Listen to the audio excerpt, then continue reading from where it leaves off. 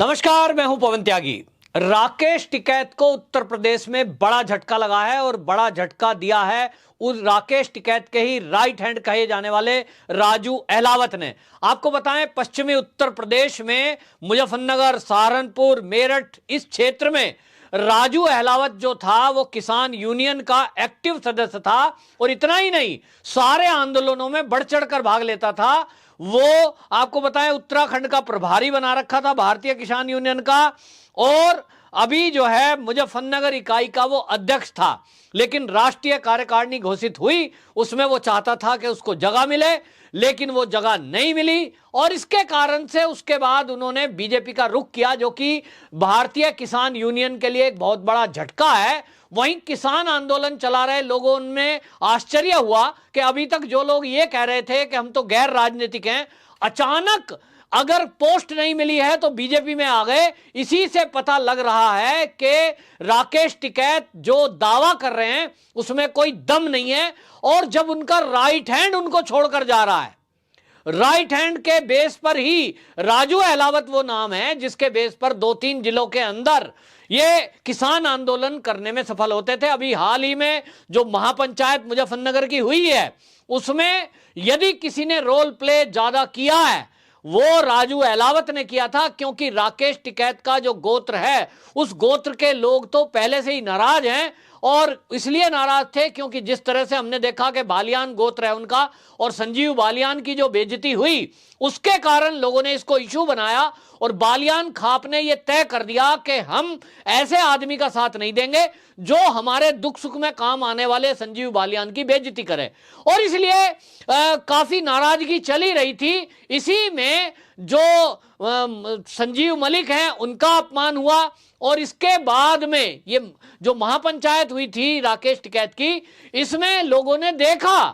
कि लोकल लोग उस रैली में 10% थे, 90% व्यक्ति उसमें पंजाब और हरियाणा से बुलाए गए थे। यानी रैली को बड़ा दिखाने के लिए यह सब इंतजाम किया गया। और जो आंकड़े पत्रकारों ने बताए उसके अनुसार उन्होंने कहा कि मुश्किल से सारी भीड़ अगर लगा भी दें तो 10,000 से ज्यादा ये बाहर के आए हुए लोग नहीं थे, जिसमें दावा किया जा रहा था कि 20 लाख किसानों को मैं इकट्ठा करूंगा। कोशिश ये की जा रही थी कि अलग से कोई पार्टी की घोषणा शायद राकेश टिकैत उस महापंचायत में कर देंगे। उनका कद इतना बड़ा वो दिखाना चाहते थे जिससे कि वो केंद्र और यूपी सरकार को दबाव में ले सकें। लेकिन हुआ उल्टा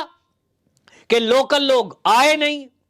इससे यह पता लगा कि भारतीय जनता पार्टी के जो लोकल लोग हैं, जिसमें संजीव बालियान हो गए, जिसमें सुरेश राणा हो गए, जिसमें मलिक हो गए, ऐसा पता लगा कि इनकी जो पकड़ है जनता में, उसके कारण लोकल लोगों का समर्थन राकेश टिकैत को नहीं मिला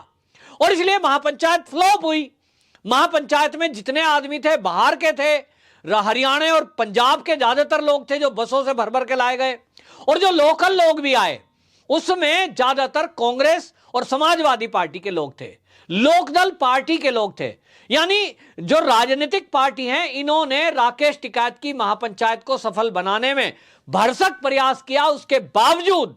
3 दलों की राजनीतिक पार्टियों ने मिलकर 10,000 से ज्यादा भीड़ उनकी नहीं जुट पाई और इसलिए राकेश टिकैत की उस समय किरकिरी हुई जब ये मीडिया रिपोर्ट्स आई कि ये जो रैली थी जिसको महापंचायत बताया जा रहा था, जिसके बारे में ये कहा जा रहा था कि हम बहुत बड़ी एक घोषणा करेंगे, ऐसा माना जा रहा था कि राकेश टिकैत अपने बेटे को आगे लाकर और उसको नेता बनाना चाहते हैं, एक राजनीतिक पार्टी बनाना चाहते हैं। लेकिन जब इन्होंने देखा कि लोकल लोगों का समर्थन नहीं मिला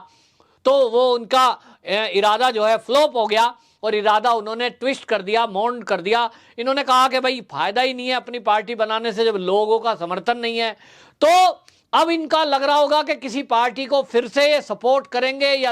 ये वोट देने के नाम पर कोई सौदा कर लेंगे। लेकिन इसकी भी हवा निकाल दी और इसकी हवा निकली इनकी इस राजू अहलावत के बीजेपी में शामिल होने को लेकर, क्योंकि राजू अहलावत वो नाम है राकेश टिकैत के लिए जिसको हमेशा से माना जा रहा है कि अगर भीड़ जुटानी है, कहीं दबंगई दिखानी है तो उसमें राजू अहलावत आगे रहता था। अब राजू अहलावत जब भारतीय जनता पार्टी में आया है, मीडिया कुछ भी कहे लेकिन अंदरूनी बात यह है कि यह तैयारी बहुत दिनों पहले से की गई थी। जो लोकल वहां भारतीय जनता पार्टी के लीडर हैं मुजफ्फरनगर के लीडर हैं, सहारनपुर के लीडर हैं, इन लोगों ने पहले से ये तैयारी की थी। सहारनपुर के एक भारतीय जनता पार्टी के बहुत पुराने लीडर हैं देवव्रत त्यागी, उन्होंने बहुत दिनों पहले ही ये कोशिश की थी और ये बताया था व्यक्तिगत एक मुलाकात में कि यहाँ राकेश टिकैत के जो साथ आज आपको दिख रहे हैं लोग, ये लोग भारतीय जनता पार्टी के काम से इतने प्रभावित हैं, योगी जी के काम से, योजनाओं से इतने प्रभावित हैं कि ये आज किसी लालच में, स्वार्थ में या दबाव में, जातिगत हो सकता है, गोत्र का हो सकता है, रिश्तेदारी का हो सकता है, उस दबाव में जो राकेश टिकैत के लेफ्ट और राइट दिखाई दे रहे हैं, चुनाव में वोट देंगे सब बीजेपी को। चुनाव में और चुनाव के पहले ऐसे बहुत सारे लोग बीजेपी के साथ खुलकर खड़े हुए दिखाई देंगे। तो उस समय जब वो देवव्रत त्यागी जी का ये बातचीत हो रही थी, व्यक्तिगत बातचीत थी, तो मुझे लगा कि शायद भारतीय जनता पार्टी के पदाधिकारी हैं, क्षेत्र लेवल के, शायद इसलिए इस तरह की बातें कर रहे होंगे। लेकिन आज वो बात उनकी सच साबित हो रही है और अब ये लग रहा है कि जो धरातल पर कार्यकर्ता भारतीय जनता पार्टी का वहां काम कर रहा है, उनकी पकड़ अब विरोधी दलों के लोगों तक भी है, यहां तक कि किसान नेताओं के अंदर भी है। आपको बताएं, ये जो राजू अहलावत है, ये उत्तराखंड के प्रभारी भी बना रखे थे और उत्तराखंड में भी इनकी कोशिश ये थी कि जब यूपी के चुनाव होंगे विधानसभा के, उसी समय उत्तराखंड में भी चुनाव है, तो वहां की कमान ये राजू अहलावत संभालेगा और यहां जो है राकेश टिकैत एक्टिव है ही, यहां ये अपने बेटे को कमान देना चाहते थे। लेकिन अब इनके मंसूबे उत्तराखंड में भी पूरे नहीं होंगे, वहां भी अब ये किसान आंदोलन नहीं चला पाएंगे, ऐसा माना जा रहा है। और इस पश्चिमी उत्तर प्रदेश में तो आधार खत्म हो ही चुका, अब बची कुची शाख इनकी खत्म इसलिए हो गई क्योंकि लोग जो पहले से ही भारतीय किसान यूनियन भानु के जो अध्यक्ष पिछले काफी दिनों से ये मुखर होकर के टीवी चैनलों की डिबेट्स में ये कह रहे थे कि राकेश टिकैत वो व्यक्ति है जो केवल ब्लैकमेल करता है, जो केवल सौदा कर लेता है, पैसे मिल गए पीछे हट जाता है और आतंकवादियों का इसमें इनपुट है। उस समय भी ये माना जा रहा था, उनकी बात को राकेश टिकैत ने ये कह के हंसी उड़ा दी, उनको कहा अजी ये राकेश, ये जो भारतीय किसान यूनियन भानु के अध्यक्ष हैं, ये तो जो है जी बेमतलब की बातें कर रहे हैं, ये बीजेपी के मुखौटे बन के बोल रहे हैं, बीजेपी के फेवर में चले गए, बीजेपी ने कुछ इस तरह की बातें बोलकर उनकी बात को इग्नोर कर रहे थे। लेकिन लखीमपुर की हिंसा में यह जाहिर हुआ कि जो भारतीय किसान यूनियन भानु के भानु प्रताप सिंह बोल रहे थे कि इसमें आतंकवादियों की घुसपैठ किसान यूनियन में हो चुकी है। हमने देखा लखीमपुर में वो टी शर्ट पहने हुए खालिस्तानी समर्थक, खालिस्तानी झंडे, तलवारों से हमला, ये हमने देखा और इसकी वीडियो आई है, उसकी जांच चल रही है, अभी उसमें गिरफ्तारियां होनी बाकी है, लेकिन ये एंगल वहां दिखाई दिया। दूसरा हमने देखा कि किस तरह से जो पेच फंसा था और आंदोलन हुआ था, यह आंदोलन कराने का वर्ड ये भी राकेश टिकैत ने ही बोला था, ये कहकर कि गोली चलाई गई है, एक किसान तो गोली से मरा है और गोली मारने वाला और कोई नहीं है, मंत्री जी का बेटा है। जब पत्रकारों ने पूछा कि आपने इतना बड़ा आरोप लगाया है आशीष मिश्र पर, मंत्री जी के बेटे पर, इसका आपके पास प्रूफ क्या है? आप तो उन किसानों के घर परिवार में गए हो, तो आपके वो वीडियो दे दी होगी, लाओ वीडियो, फोटो दिखाओ। तो ये कहते हैं कि मिल जाएगा, दिखा देंगे, लेकिन आज तक किसी मीडिया को फोटो वीडियो नहीं दिखाई गई, यानी है ही नहीं। लेकिन इन्होंने बयान क्यों दिया? जानते बूझते कि अगर वो ऐसा बयान देंगे कि एक किसान की मंत्री के बेटे की गोली लगने से मौत हुई है, यानी बेटे ने गोली मारी है, इससे पूरे प्रदेश में नहीं देश में दंगा भड़क सकता है, पूरे देश के किसान आंदोलित हो सकते हैं। इस बात को जानने के बावजूद भी राकेश टिकैत ने गोली वाला बयान दिया, ठीक उसी तरह जैसा 26 जनवरी लाल किले कांड में जब दिया गया था कि ट्रैक्टर से गिरकर मौत हुई किसान को दिल्ली पुलिस की गोली से हुई मौत बताया गया। साजिश थी भड़काने की, लेकिन उस साजिश के बाद ये पलटे, मौन हुए और समझौते को आगे आए। इसी से भारतीय किसान यूनियन जो भानु के अध्यक्ष हैं, उन्होंने कहा, कह रहे मैं तो पहले ही कह रहा था, पैसा लेता है, सौदा करता है, पीछे हट जाता है। इसी तरह आरोप लगाओ, घेरो, ब्लैकमेल करो और कुछ मिल जाए तो रिवर्स गियर, यू टर्न ले लो। ये जो नीति है, इससे बहुत सारे किसान नेता जो राकेश टिकैत के साथ पिछले कई सालों से लगे हैं, और उनमें कई ऐसे हैं जो राकेश टिकैत जी के पिताजी के साथ से लगे हैं,